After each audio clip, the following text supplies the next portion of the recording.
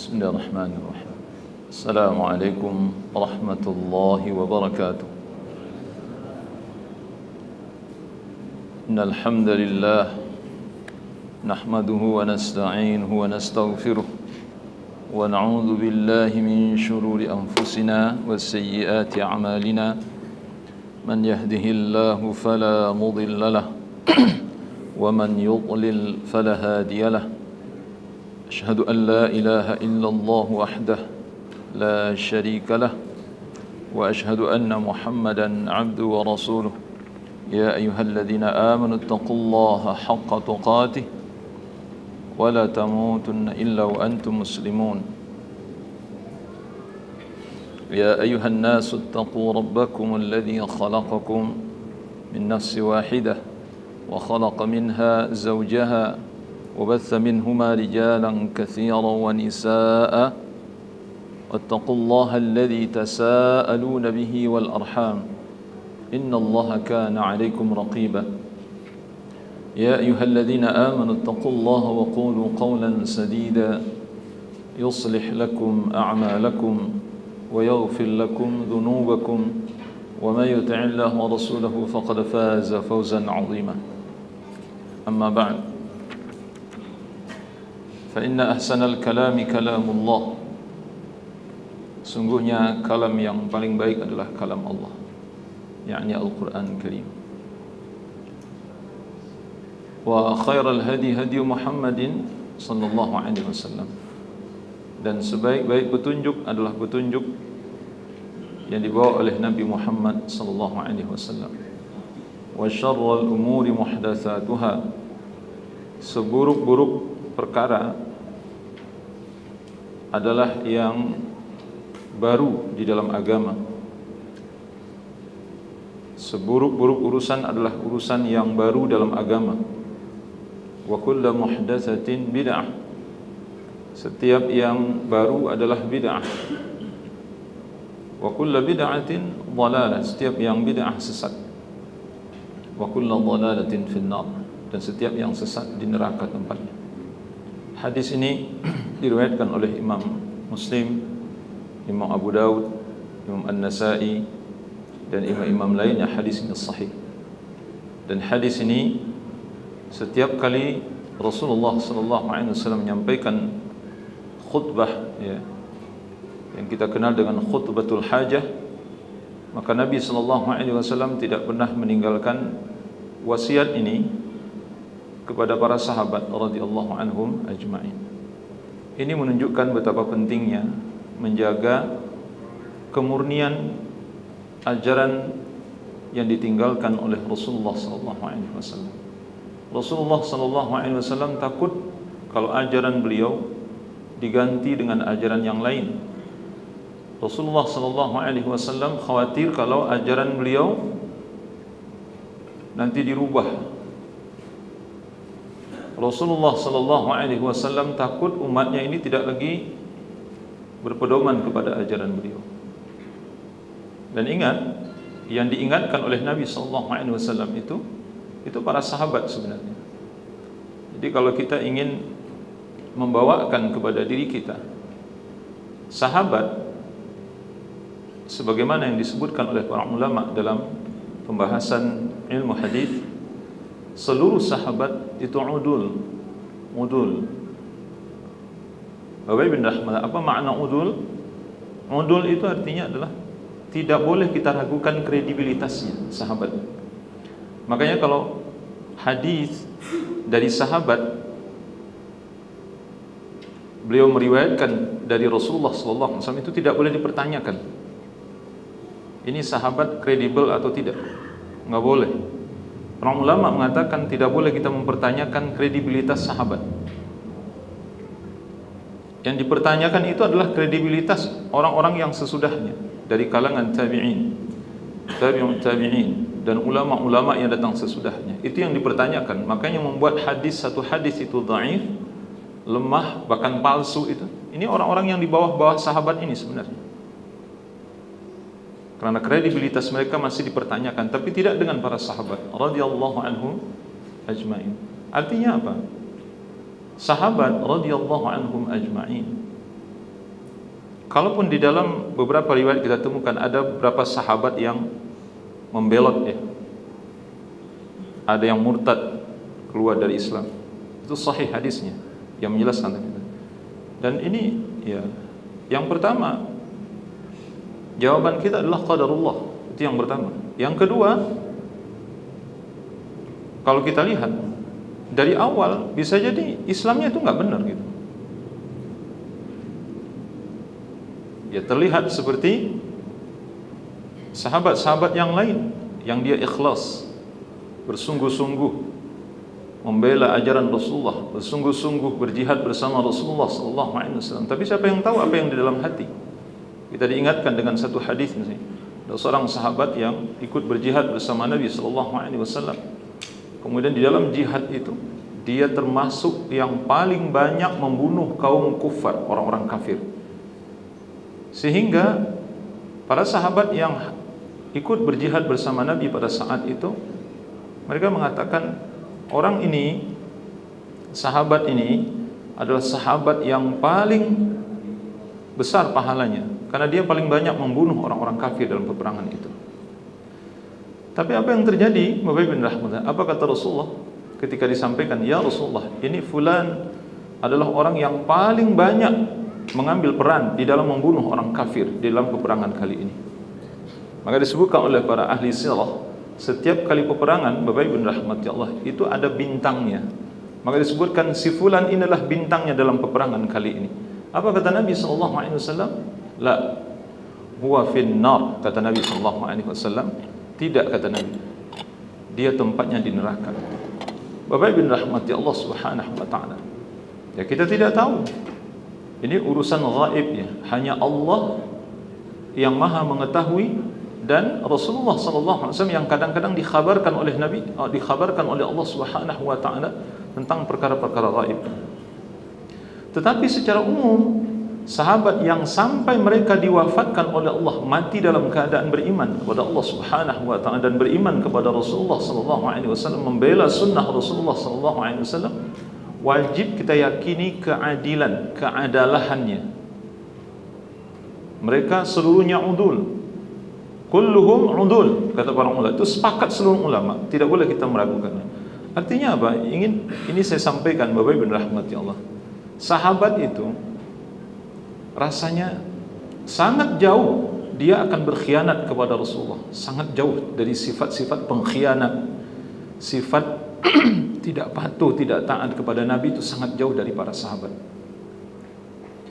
Tapi Nabi SAW setiap saat mengingatkan akan perkara ini. Nabi katakan, wa khairal hadi hadi Muhammadin sallallahu alaihi wasallam. Sebaik-baik petunjuklah petunjuk Muhammad sallallahu alaihi wasallam. Maksudnya petunjuk yang dibawa oleh Nabi Muhammad sallallahu alaihi wasallam. Ini diingatkan setiap saat harusnya. Karena tidak boleh ada petunjuk selain dari petunjuk yang dibawa oleh Nabi Muhammad sallallahu alaihi wasallam dalam agama yang mulia ini, itu maksudnya.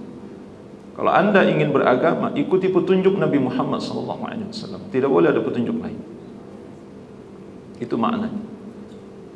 Kemudian Nabi tegaskan lagi supaya paham gitu maksudnya. Karena kalau sampai di situ saja Nabi mengucapkan kata-kata, bisa jadi ada yang enggak paham juga. Apa kata Nabi? Wa syarrul umur muhdatsatuha. Itu sebagai lawan dari wa khairal hadi hadi Muhammadin sallallahu alaihi wasallam. Kata Nabi sallallahu alaihi wasallam, seburuk-buruk perkara adalah perkara baru dalam agama ini. Maksudnya yang tidak pernah dicontohkan oleh Nabi, tidak pernah diperintahkan oleh Nabi, tidak pernah disetujui oleh Nabi, tidak pernah disepakati oleh Rasulullah sallallahu alaihi wasallam. Jadi itu perkara baru dalam agama. Sehingga Nabi kan wa kullu muhdatsatin bid'ah. Setiap yang bid'ah, setiap yang muhdats, yang baru, itu bid'ah. Setiap yang baru bid'ah, dan setiap yang bid'ah sesat. Wa kullu bid'atin dhalalah. Itu dalam riwayat Muslim sampai di sana saja. Nanti di dalam riwayat Imam An-Nasa'i wa kullu dhalalatin finnar.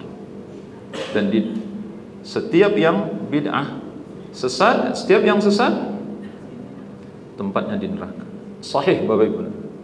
Makanya Kalau masih ingat Bapak Ibu rahmati Allah, kalau diundang walimahan biasanya itu khutbatul hajah atau khutbah nikah yang dibacakan. Nah, ini dia hadisnya. Diawali dengan membacakan pujian kepada Allah, salawat kepada Nabi sallallahu alaihi wasallam, kemudian membacakan ayat 102 dari surah Ali Imran, kemudian ayat pertama dari surah An-Nisa, kemudian ditambah dengan ayat 70 dan 71 dalam surah Al-Ahzab. Baru kemudian Nabi mengatakan, fa inna asdaqal hadits kitabullah wa khairal hadi hadi Muhammadin sallallahu alaihi wasallam wa syarrul umuri muhdatsatuha wa kullu muhdatsatin bid'ah wa kullu bid'atin dhalalah wa kullu dhalalatin fin-nar. Sahih hadisnya. Jadi itu bukan bikin-bikinan ustaz.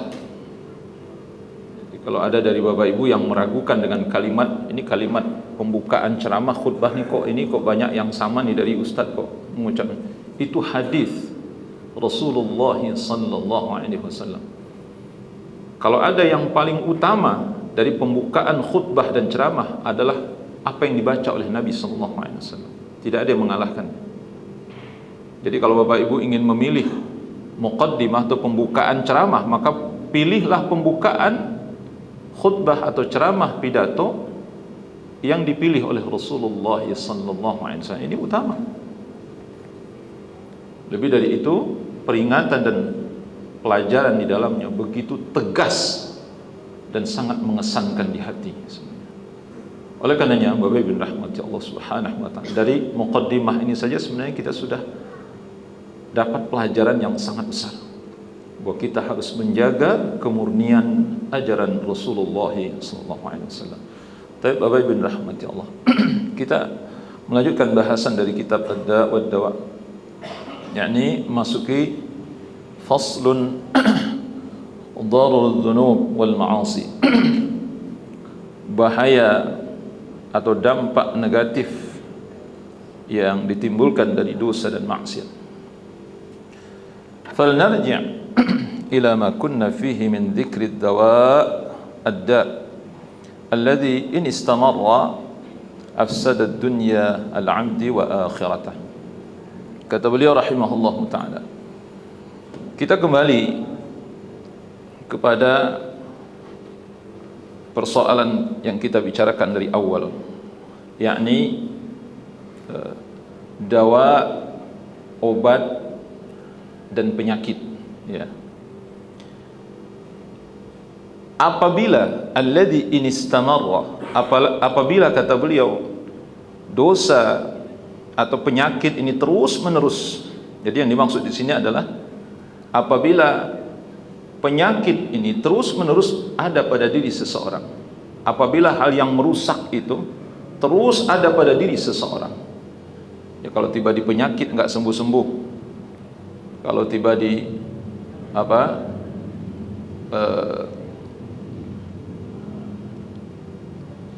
kesusahan nggak hilang-hilang susahnya, kalau tiba di sempit nggak hilang-hilang sempitnya,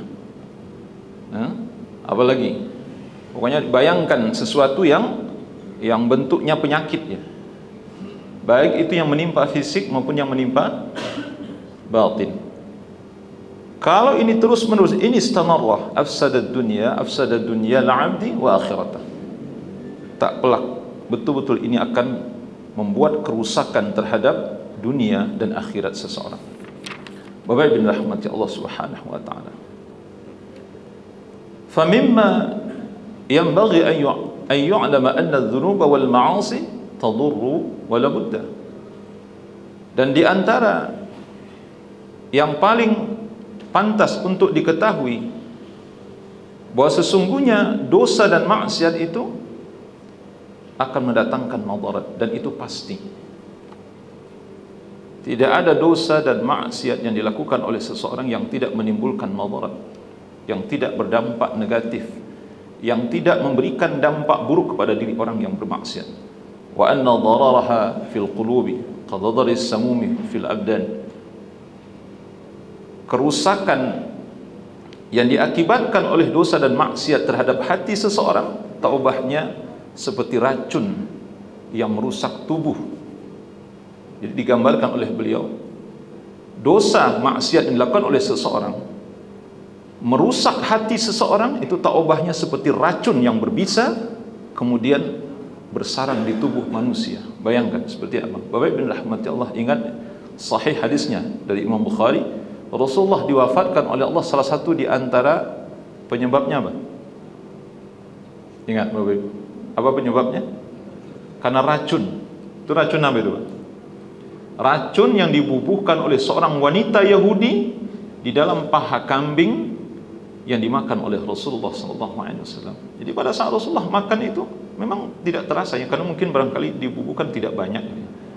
Tetapi ternyata racun itu, Bapak bin rahmati Allah, itu setiap saat melemahkan fisik Nabi SAW, sampai disebutkan oleh para ulama, sepakat para ulama mengatakan, ini riwayat Imam Bukhari, membawa kepada wafatnya Rasulullah SAW. Bayangkan Bapak bin rahmati. Jadi racun itu berbahaya. An ikhtilafi darajatiha fi ad-darar, dan kerusakan yang ditimbulkan oleh perbuatan dosa dan maksiat itu bertingkat-tingkat. Wa hal fid dunya wal akhirah syarrun wa da'un illa wassababuhu adh-dhunub wal ma'asi. Adakah kerusakan yang terjadi bagi dunia dan akhirat seseorang itu bukan karena dosa dan maksiat?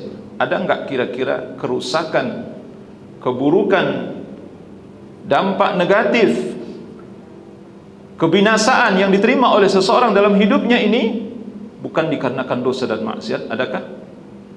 Tidak ada. Bapak Ibu rahmati Allah Subhanahu wa taala. Karena Allah Maha Adil, Allah Maha mengetahui, Allah Maha bijaksana, Allah Maha Adil. Allah tidak mungkin zalim kepada hambanya.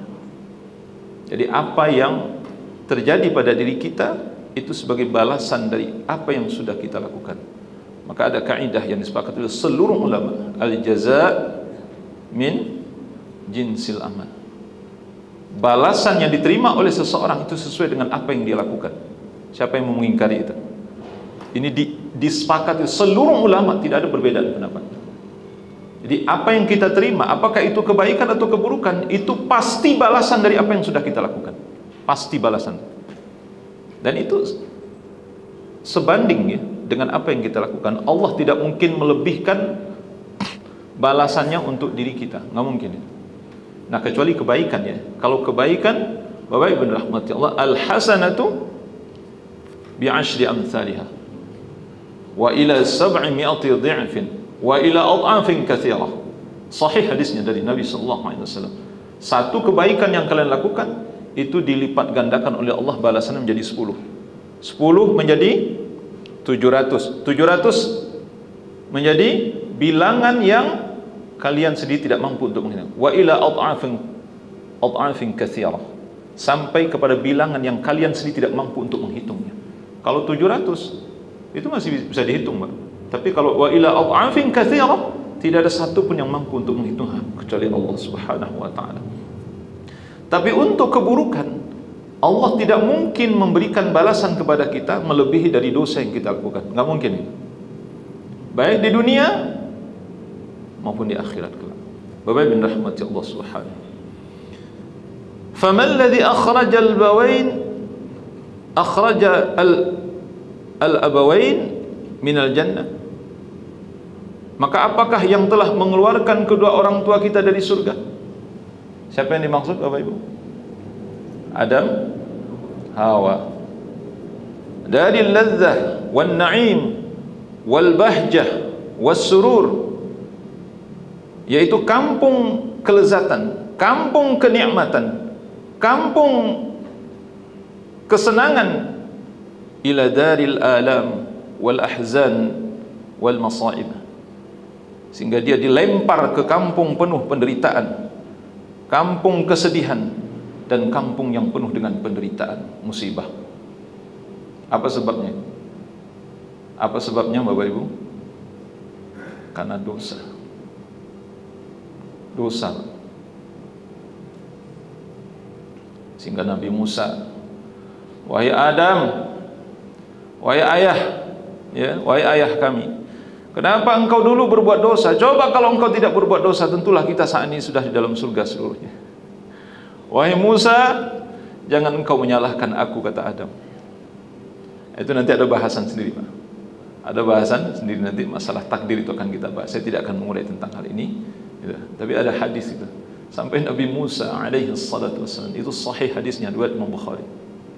Nabi Musa seakan-akan menyesali kenapa Nabi Adam dulu melanggar perintah Allah Subhanahu.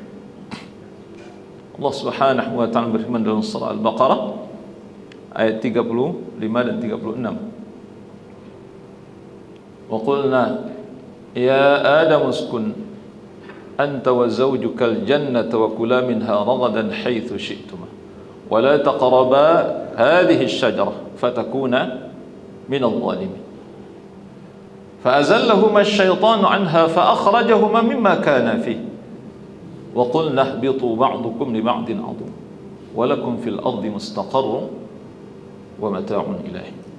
Kata Allah Subhanahu, wahai Adam, kami katakan kepada wahai Adam, tinggallah engkau di surga ini bersama istrimu, tapi jangan dan nikmatilah segala apa yang engkau ingin.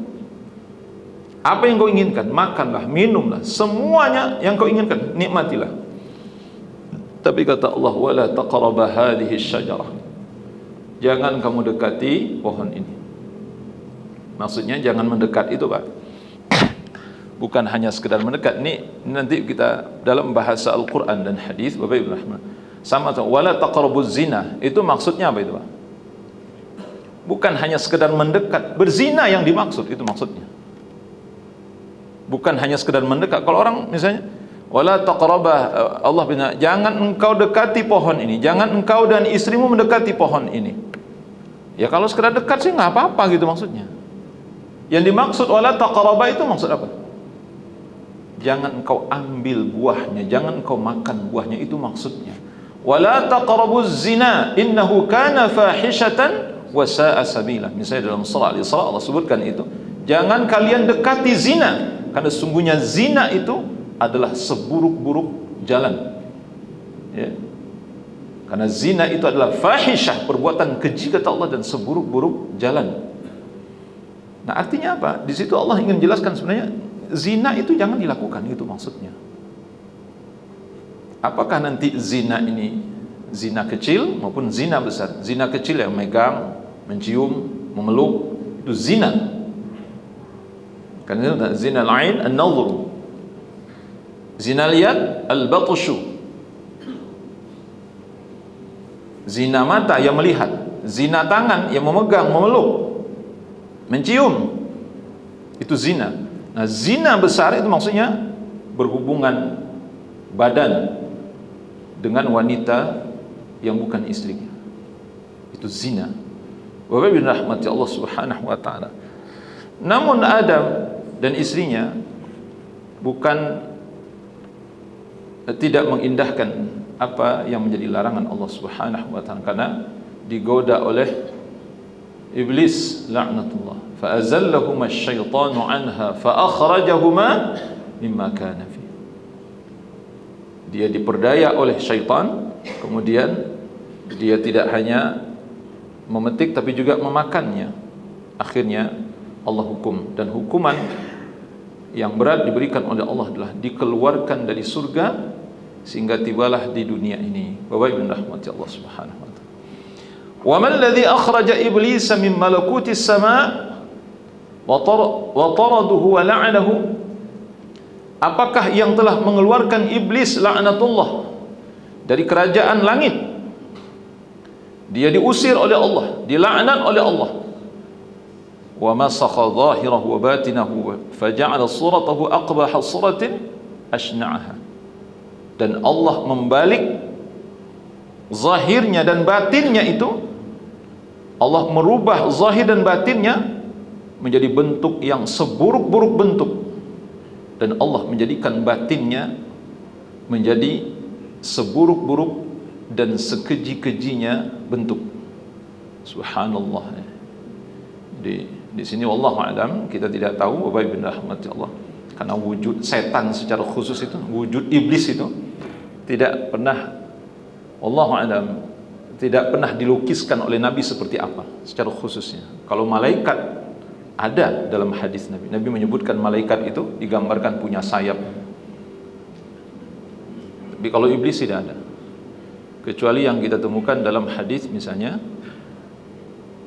dari Abu Hurairah radhiyallahu anhu yang beliau mengatakan, aku memergoki seorang yang berbadan kecil, jelek, ternyata dia yang mengambil kurma zakat yang dititipkan kepada Rasulullah SAW. Nah, kecuali itu, enggak tahu itu bentuk setan jin dan sesungguhnya atau bagaimana, atau mungkin itu wujudnya yang lain. Sama seperti malaikat alaihi wassalatu wassalam, mereka kan diberi kekuasaan oleh Allah untuk merubah wujudnya. Malaikat diberikan kekuasaan oleh Allah. Wallahu a'lam bishawab. Tetapi yang pasti wujud mereka baik zahir maupun batin dirubah oleh Allah Subhanahu wa taala menjadi seburuk-buruk dan sekeji-keji zahir dan batin. Bapak Ibu rahman, wa buddila bil qurbi bu'dan wa bir rahmati la'natan wa bil jumali qubahan. Kata beliau rahimahullahu taala, maka digantilah kedekatannya dengan Rabbnya selama ini menjadi jauh. Rahmat yang selama ini selalu diberikan oleh Allah Subhanahu wa taala itu menjadi laknat kepadanya dan segala macam bentuk kekejian. Ya, wabil jannati naran taladha, dan tadinya diberikan kesempatan oleh Allah untuk tinggal di surga, terusir masuk ke dalam neraka yang menyala-nyala. Wabil imani kufran, dan merubah yang tadinya iman menjadi kekafiran. Subhanallah, maha suci Allah. Bapak Ibu rahmati Allah Subhanahu wa taala. Itu apa sebabnya? Karena Allah Subhanahu wa taala perintahkan kepada iblis, wa idh qulna lil malaikati, di ayat sebelumnya Pak, di ayat 34. Wa idh qulna lil malaikati isjudu li Adam fasajadu illa iblis aba wastakbara wa kana minal kafirin. Dan ingatlah ketika kami perintahkan kepada seluruh para malaikat untuk sujud kepada Adam. Nah, di sini nanti ada penjelasan Bapak Ibu rahmati Allah. Maksudnya bukan malaikat saja, itu masuk iblis di dalamnya. Jadi iblis itu, silakan nanti Bapak Ibu kembali kepada tafsir sebagaimana dijelaskan oleh Ibnu Abbas radhiyallahu anhuma. Iblis ini adalah hamba Allah yang taat, yang saleh, yang bertakwa kepada Allah Subhanahu wa taala. Bahkan disebutkan kesalehan dan ketaatannya itu bisa di atas yang lain. Nanti ada penjelasan khusus tentang hal itu. Bapak Ibu rahmati Allah Subhanahu wa taala, tetapi dia sombong, ya. Tidak mau mengakui keberadaan Adam. Dia merasakan keberadaan Adam ini menjadi saingan bagi dirinya. Terlebih ketika Allah Subhanahu wa taala perintahkan, wa idh qulna lil malaikati isjudu li Adam. Ingatlah ketika kami perintahkan kepada malaikat untuk sujud kepada Adam. Fasajadu, seluruh malaikat sujud, illa iblis, kecuali iblis. Aba wastakbar, dia enggan, tidak mau sujud dan sombong. Wastakbar wa kana minal kafirin, dan adalah iblis termasuk orang-orang kafir, pembangkang kepada Allah Subhanahu wa taala. Bapak bin rahmati Allah, inilah yang menyebabkan iblis terusir dari kerajaan langit, terusir dari surga, terusir dari rahmat Allah Subhanahu wa taala, bahkan mendapatkan laknat dari Allah Subhanahu wa taala. Bapak bin rahmati Allah, wa man alladhi aghraqa ahla al-ardi kullahum hatta 'ala al-ma' fawqa ru'usil jibal. Apakah yang menenggelamkan, apakah yang menyebabkan tenggelamnya bumi seluruhnya? Jadi Imam Ibn Qayyim ini sama seperti Imam Ibn Katsir rahimahumullah. Imam Ibn Katsir mengatakan ini banjir yang terjadi di zaman Nabi Nuh alaihi salatu wassalam itu seluruh bumi, Pak. Imam Ibn Qayyim mengatakan juga seluruh bumi, kulluhum. Jadi semua bumi itu tenggelam pada saat itu. Pada saat terjadi banjir besar di zaman Nabi Nuh itu bukan di Arab saja, Pak. Kalau kita lihat bukti-bukti arkeologi, ini di mana, Pak? Kapal Nabi Nuh itu di mana? Terdamparnya di bukit apa? Di Bukit Judi. Nggak tahu sekarang apa namanya. Itu kira-kira posisinya di dekat mana? Yordania. lebih kurang di sana. Di mana Pak? Saya lupa namanya apa. Kira-kira di situlah gitu. Nah, itu banjir bukan hanya di wilayah situ Pak. Jadi bukan di Jazirah Arab saja, tapi di seluruh dunia. Jadi seluruh penjuru bumi ini dibanjirkan oleh Allah Subhanahu wa taala. Kenapa? Nanti ada penjelasan Pak. Karena hujan tidak berhenti-berhenti, kemudian bumi itu diperintahkan oleh Allah jangan diresap airnya. Bumi diperintahkan air itu jangan dihisap. Dan langit diperintahkan oleh terus turunkan hujan. Dan bumi tidak dilarang oleh Allah untuk meresap air. Jadi air kan harusnya kan bumi kan meresap. Bumi ini meresap air harusnya. Tapi bumi dilarang oleh Allah untuk meresap air. Makanya banjir tiada henti. Bapak bin rahmati Allah Subhanahu wa taala sampai ke puncak gunung. Apa yang menyebabkan itu? Bapak bin rahmati Allah Subhanahu wa man alladhi sallata ar-riha 'ala qaumi 'adin hatta alqathum mauta 'ala wajhi al-ard ka'annahum a'jazu nakhlin khawiyah wa dammarat ma marrat 'alayhi min diyarihim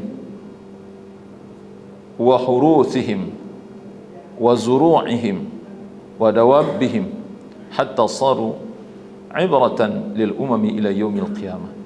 Bapak Ibu bisa lihat nanti dalam surah Al-Haqqah mulai dari ayat 4 sampai ayat 8. Ini semua yang dijelaskan oleh beliau ini Pak berdasarkan Al-Qur'anul Karim, berdasarkan Al-Qur'an. Apakah yang menyebabkan angin ya menjungkir balikan kaum 'Ad ya?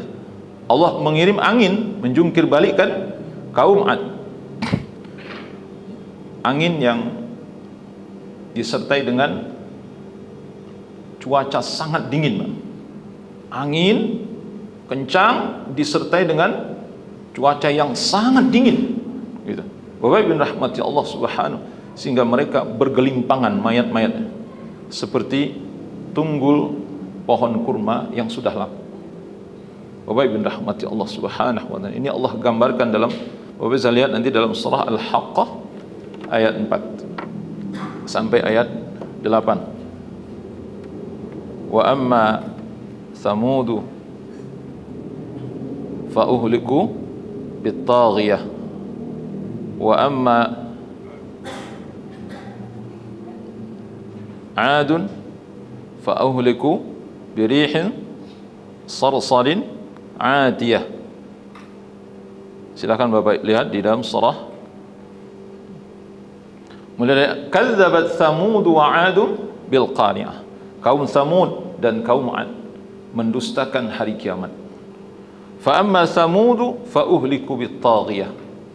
Maka adapun kaum Thamud, ini umatnya Nabi. Kaum Thamud umat Nabi apa? Nabi Saleh. Kaum Thamud mereka telah dibinasakan dengan suara yang mengguntur, suara yang sangat keras, sehingga jantung-jantung mereka copot dari tempatnya. Jantung mereka itu copot dari tempatnya, dari ininya. Rongga-rongga dada mereka tuh copot Pak. Jadi isi dada mereka tuh sampai saking kuatnya guncangan suara itu. Masya Allah. Ya. Wa amma 'Adun fa uhliku birihin sarsadin 'atiyah. Sedangkan kaum 'Ad mereka telah dibinasakan dengan angin topan yang sangat dingin. Sakharaha 'alaihim sab'a layali wa thamaniyata ayyamin husuman fatara al-qauma fiha sar'a ka'annahum a'jazu nakhlin khawiyah. Allah menimpakan angin kepada mereka selama 7 malam 8 hari terus menerus. Maka kamu melihat kaum 'Ad pada waktu itu mati bergelimpangan seperti batang-batang pohon kurma yang telah kosong, yang telah lapuk. Fahal tara lahum min baqiyah, maka adakah kamu melihat seorang pun dari mereka yang tersisa? Tidak ada. Itu saking murkanya Allah terhadap kesyirikan dan perbuatan dosa yang mereka lakukan terhadap nabi mereka. Siapa nabi kaum 'Ad? Nabi Hud. Jadi kaum Thamud nabinya Nabi Saleh, kaum 'Ad nabinya Nabi Hud. Silahkan Bapak Ibu merujuk ya, surah Hud mulai dari ayat 25 sampai ayat 99. Itu Allah menceritakan tentang kebinasaan kaum-kaum terdahulu, mulai dari Nabi Nuh, Nabi Hud, Nabi Saleh, Nabi Ibrahim, Nabi Lut, kemudian Nabi Syuaib, Nabi Musa alaihi wassalatu wassalam. Nah, ini dulu, insyaallah ba'da insya nanti kita sambung sedikit. Sallallahu ala nabiyina Muhammad wa ala alihi washabbihi wasallam. Assalamualaikum warahmatullahi wabarakatuh. Bismillahirrahmanirrahim. Alhamdulillah wassalatu wassalamu ala Rasulillah wa ala alihi washabbihi wa mawalah ma ba'd. Kita tambahkan Bapak Ibu rahmati Allah Subhanahu wa taala.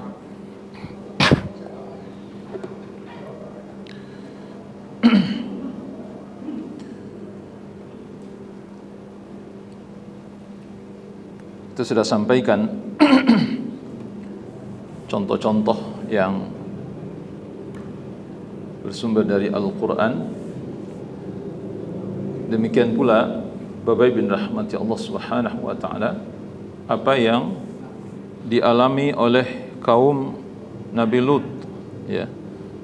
Allah membalik negeri mereka, bawahnya jadi atasnya, atasnya jadi bawahnya.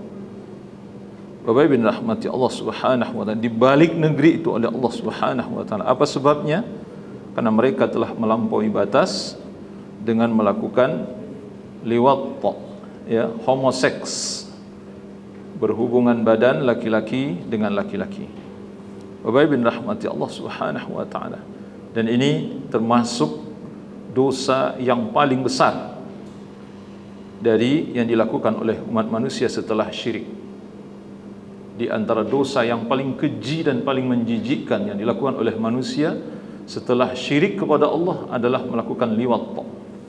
Oleh karenanya dihukum oleh Allah Subhanahu wa taala dengan hukuman yang tidak pernah diberikan kepada kaum sebelumnya dan sesudahnya kecuali yang melakukan ini.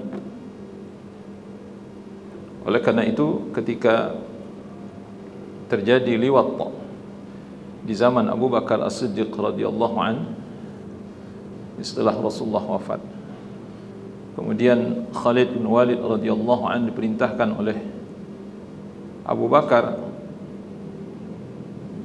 sebagai khalifah pada saat itu untuk mengawasi, ya. Dan diketahuilah ada satu pernikahan yang terjadi antara laki-laki dengan laki-laki. Maka dilaporkan kepada Abu Bakar As-Siddiq radhiyallahu anhu. Abu Bakar radhiyallahu anhu minta pendapat para sahabat, bagaimana pendapat kalian? Ada yang mengatakan dihukum rajam, ada yang mengatakan dihukum cambuk. Tetapi pendapat yang paling kuat pada saat itu, dan itu yang boleh dikatakan hampir semua sahabat juga mengarah kepada pendapat itu, yang pendapat Ali radhiyallahu anhu. Orang ini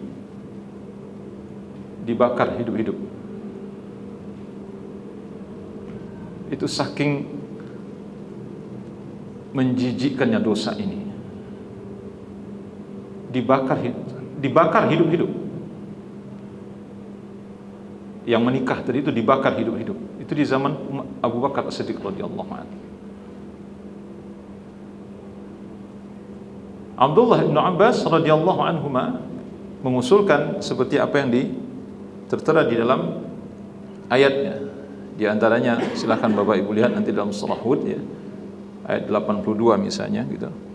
Ini diceritakan oleh Allah Subhanahu wa taala. Atau nanti dalam surah-surah yang lain, ya.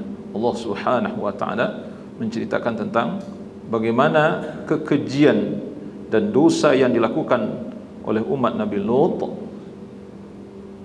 sehingga Allah Subhanahu wa taala membalik negeri mereka. Lebih dari itu, dihujani oleh Allah Subhanahu wa taala dengan apa? Dengan batu, dengan tanah kering, ya. Allahu a'lam, apa sama tanahnya seperti tanah yang dibawa oleh burung ababil pada saat memerangi Raja Abraha dan bala tentaranya itu? Tidak sebenarnya, Allahu a'lam. Coba nanti kita teliti gitu. Itu tanah kering, Pak, yang berasal dari neraka. Tanah kering, bukan batu sebenarnya, itu tanah kering yang berasal dari neraka. Dilemparkan kepada mereka. Subhanallah, ya. Maksudnya demikian pula Allah Subhanahu wa taala membinasakan umat Nabi Syuaib. Ya. Apa yang telah mereka lakukan? Mereka syirik kepada Allah Subhanahu wa taala, kemudian mengurangi timbangan. Ini diingatkan oleh Allah dalam surah Hud. Bapak bisa lihat nanti dari ayat 94 sampai 94. Ini azabnya saja, Pak. Tapi ceritanya itu panjang. Di situ panjang ceritanya. Demikian pula Allah Subhanahu wa taala menenggelamkan Firaun dengan bala tentaranya di Laut Merah. Karena dosa kekufuran, kekafiran yang dilakukan oleh Firaun pada saat itu, Allah tenggelamkan. Ya, thumma naqala arwahahum ila jahannam. Kemudian Allah pindahkan ruh-ruh mereka ke dalam neraka jahannam, fal ajsadu lil gharq, sedangkan jasad-jasad mereka tenggelam. Wal arwahu lil harq, dan arwah-arwah mereka Firaun dan bala tentaranya itu dibakar dengan api neraka. Bapak bin rahmati Allah Subhanahu wa taala. Wa man ladzi khasafa biqarun wa darihi wa malihi wa ahlihi. Apa yang menyebabkan Qarun ditenggelamkan oleh Allah bersama dengan rumahnya, istananya, harta kekayaannya dan keluarganya?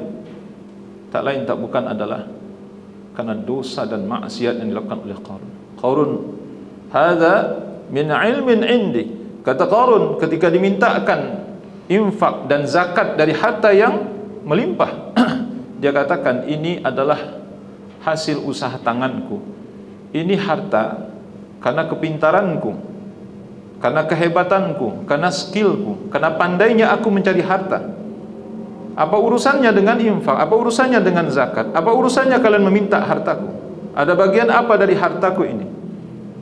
Sombong.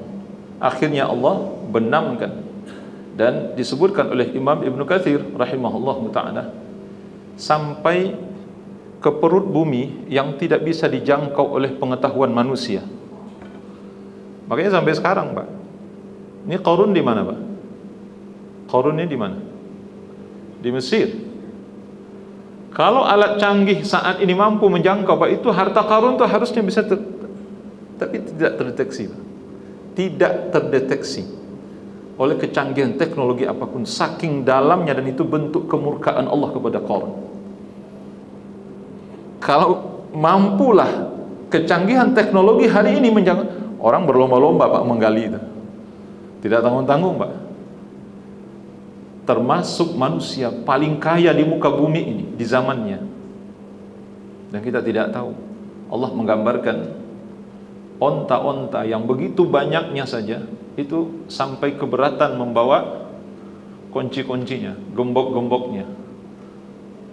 Allahu Akbar. Bapak bin rahmati Allah Subhanahu wa ta'ala. Tapi itu nggak bisa di minyak, itu masih bisa di minyak, itu kan ada alat teknologinya, maka diketahui di sini banyak minyaknya, di sini tidak ada minyak. Tapi harta Qarun itu, Pak, itu tidak bisa dideteksi, tidak bisa diteropong, nggak bisa, Pak. Saking dalamnya, sehingga tidak mampu ilmu pengetahuan manusia untuk mengetahui entah di mana Allah tenggelamkan dia. Bapak bin rahmati Allah Subhanahu wa ta'ala. Demikian pula apa yang menyebabkan berbagai macam hukuman yang Allah berikan kepada Bani Israel misalnya. Mulai dari mereka dibunuh, ya, diperbudak. Ya, kalau kita baca satu-satu ini banyak sekali sih, Pak. Sampai mereka terusir dari negeri mereka. Kemudian mereka diperintahkan oleh raja-raja yang zalim. Ini hukuman dari Allah Subhanahu wa ta'ala atas dosa yang mereka lakukan. Kemudian mereka dikutuk oleh Allah menjadi kera, menjadi babi. Ini ayat Al-Quran, Pak. Silakan Bapak lagi bisa lihat nanti dalam surah Al-Baqarah, dalam surah Al-Maidah, itu Allah sebutkan. Allah kutuk, laknat mereka menjadi kera dan babi. Wa kunu qiradatan khasi'in. Jadilah kalian kera-kera yang hina, kata Allah. Dan akhirnya Allah bersumpah, wa akhiru dzalika aqsamur rabb tabaraka wa ta'ala, Allah bersumpah, la yab'atsanna 'alaihim ila yaumil qiyamah man yasumuhum su'al 'adzab. Sungguh, ya, akan diutus kepada mereka, akan diutus kepada mereka sampai hari kiamat orang yang akan terus menyakiti mereka, orang yang terus memberikan azab kepada mereka sampai hari kiamat. Makanya Bapak Ibu rahmati Allah, kalau ada anak cucu keturunan Bani Israel, anak cucu keturunan Bani Israel sampai hari ini Pak, sampai hari ini, itu hidup mereka nggak tenang Pak, sampai sekarang. Karena ini Allah bersumpah ya, di dalam surah Al-A'raf ayat 167, macam-macam yang terjadi pada kehidupan mereka. Bapak Ibu rahmati Allah subhanahu wa ta'ala. Imam Ahmad bin Hanbal rahimahullah ta'ala meriwayatkan Al-Walid bin Muslim menceritakan kepada kami Safwan bin Amr, menceritakan kepadaku, kata beliau, Abdurrahman bin Jubair bin Nufair dari ayahnya. Dia berkata, lamma futihat Qibris ya. Ini Qibrus, kalau bahasa kitanya Sifrus Pak. Apa itu betul penyebutan ini? Ini negara sebenarnya bagian dari negara Turki. Pada saat itu ini termasuk negara adidaya, termasuk negara yang sangat kuat. Fa furriqa baina ahliha, maka dicerai-beraikan seluruh penghuninya. Fa baka ba'dhum ila ba'd, maka menangislah mereka karena kekalahan itu. Ra'aitu Abu Darda, apa kata Abdurrahman bin Jubair bin Nufair, aku melihat Abu Darda jalisan wahdahu yabki, pada saat setelah penaklukan itu. Ini maksudnya ditaklukkan oleh pasukan para sahabat radhiyallahu anhum ajma'in.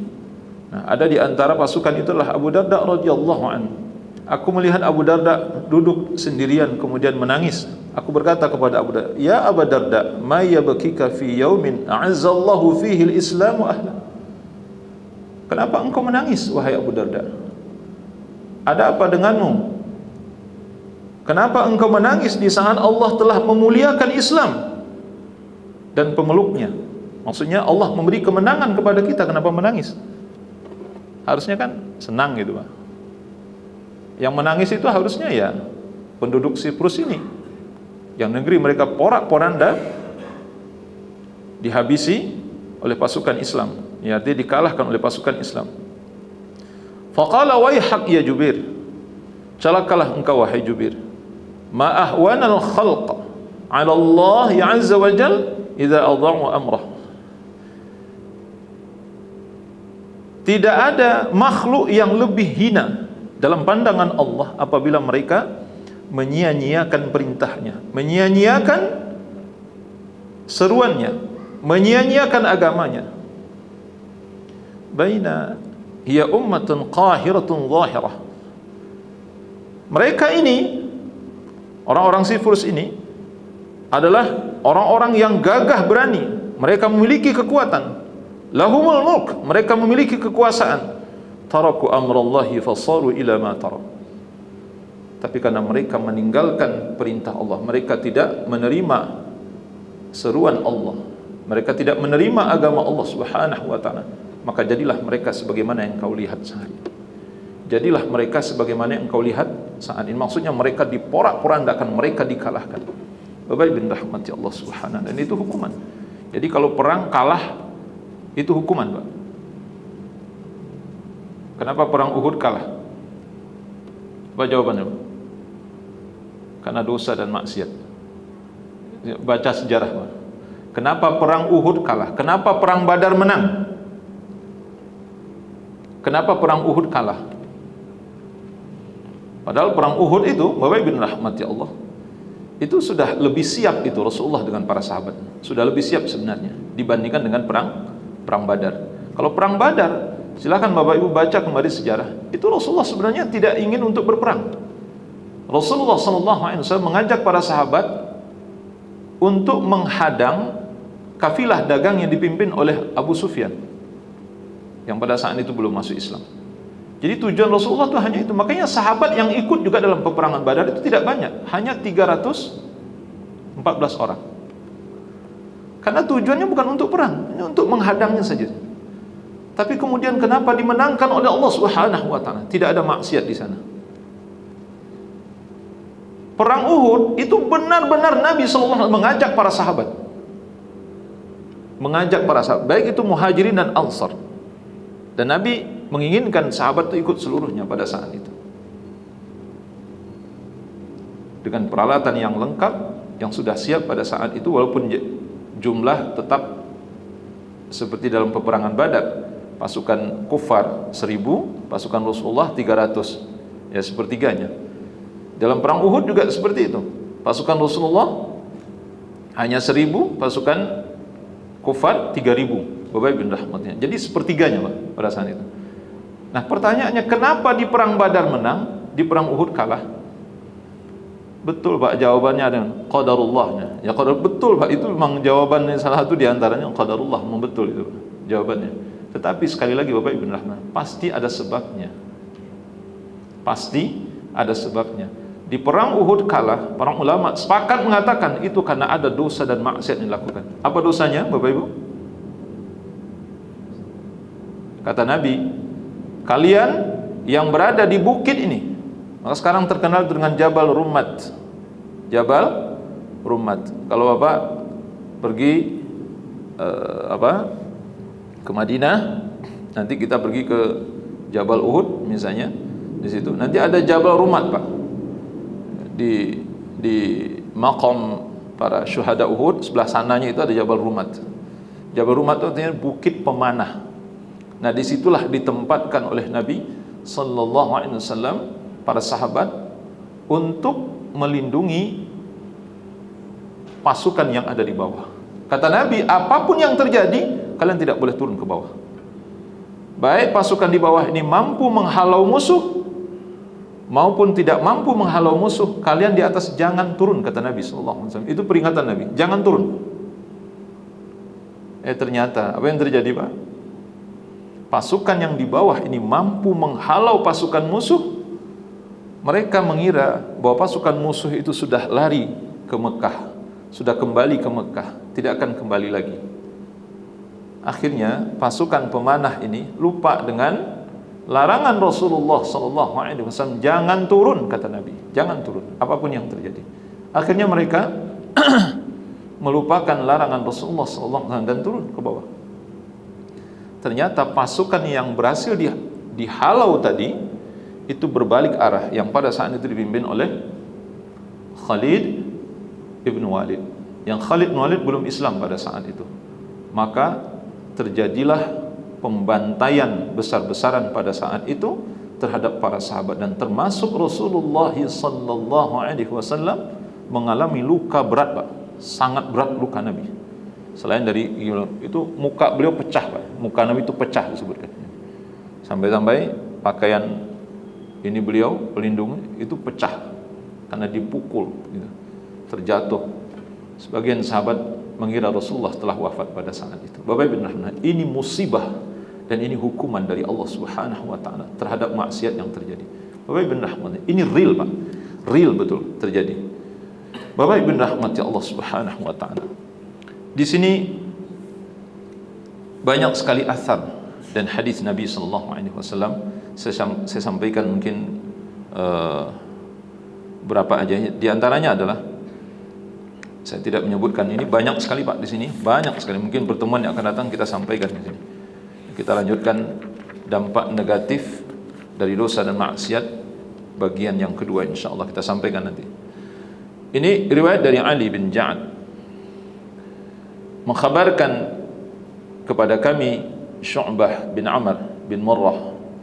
Beliau berkata, aku mendengar Abul Bakhtari radhiyallahu an berkata, akhbarani man sami'an Nabi sallallahu alaihi wasallam, telah mengkhabarkan kepadaku sahabat yang telah mendengar dari Nabi, la yahlikan nasu hatta yu'dharu min anfusihim. Manusia ini tidak akan binasa sampai mereka bermaksiat. Manusia tidak akan binasa sampai mereka berbuat dosa dan maksiat. Ya. Jadi maksudnya mereka mempersilahkan jiwanya untuk bermaksiat gitu Pak. Artinya bermaksiat. Manusia ini tidak akan celaka kecuali kalau mereka bermaksiat. Jadi kalau mereka bermaksiat akan celaka. Bapak bin rahmati Allah Subhanahu wa taala. Dan riwayat yang lain dari Ummu Salamah, beliau berkata, aku mendengar Rasulullah sallallahu alaihi wasallam bersabda, "Idza dhaharatil ma'asi fi ummati 'ammahumullahu bi'adzabin min 'indih." Ya, Bapak bin rahmati Allah. Nabi sallallahu alaihi wasallam bersabda, apabila telah merata perbuatan, telah nyata perbuatan maksiat di tengah-tengah umatku, maka Allah akan meratakan azabnya dari sisinya. Maka aku berkata kepada Nabi, ya Rasulullah, ama fihim yauma idzin unasun salihun. Barangkali di tengah-tengah mereka ada orang-orang soleh. Kenapa Allah meratakan azabnya? Artinya kalau orang-orang yang berbuat dosa dan maksiat itu diberikan azab, itu wajar. Tapi kalau ada orang-orang saleh, orang-orang yang taat kepada Allah, mereka dikenakan dosa, dikenakan azab. Apa mungkin itu terjadi? Apa kata Nabi? Qala bala. Benar. Mereka juga akan terkena azab tersebut. Qultu fa kaifa yusna'u bi ula? Bagaimana mereka bisa terkena azab itu? Qala yusbihuhum, ya, yusibuhum ma asaban nasa thumma yusiruna ila maghfirati minallahi wa ridwan. Mereka akan ditimpakan musibah sebagaimana yang ditimpakan kepada orang lain atau orang yang berbuat dosa dan maksiat itu. Orang soleh tadi akan ditimpakan musibah, akan ditimpakan hukuman untuk mereka. Thumma yusiruna ila maghfirati minallahi wa ridwan. Tetapi kemudian mereka berbeda dari yang lain, mereka akan mendapatkan ampunan dari Allah dan ridhonya. Bapak bin rahmatullah. Nah, itu bedanya nanti kalau ada orang-orang saleh misalnya yang terkena musibah yang terjadi di negeri-negeri yang di sana banyak perbuatan dosa dan maksiat. Pastilah ada orang saleh di sana. Ada orang-orang yang masih menjaga hukum-hukum batasan-batasan agama yang mulia ini. Bagaimana nasib mereka? Mereka terkena juga kata Nabi SAW, tapi mereka berbeda. Mereka mendapatkan musibah itu akan menghapuskan dosa mereka, mendapatkan ampunan dari Allah Subhanahu wa taala dan mendapat ridha dari Allah Subhanahu wa taala. Bapak bin rahmati Allah Subhanahu wa taala. Kemudian satu riwayat pendek ingin saya sampaikan. Nabi SAW sebagian dalam Musnad dari sahabat Thauban radhiyallahu an. Thauban ini maula mantan budak Rasulullah sallallahu alaihi wasallam. Beliau berkata, Nabi sallallahu alaihi wasallam bersabda, "Innar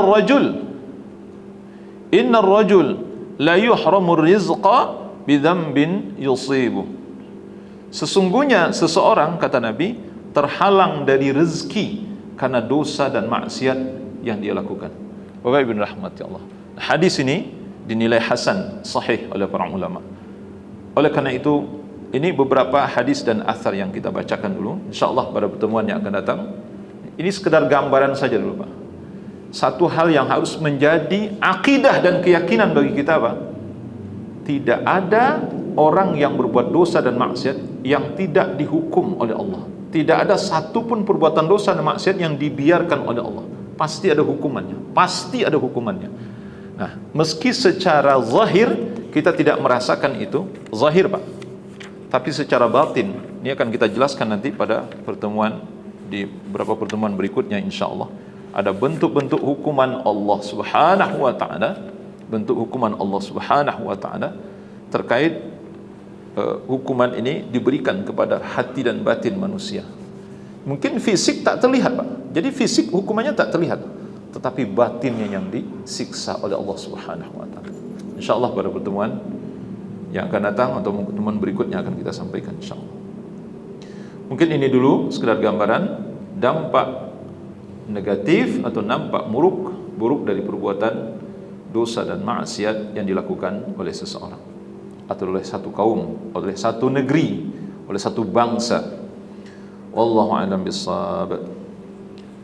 Ada pertanyaan? Bapak Ibu rahmati Allah, saya persilahkan.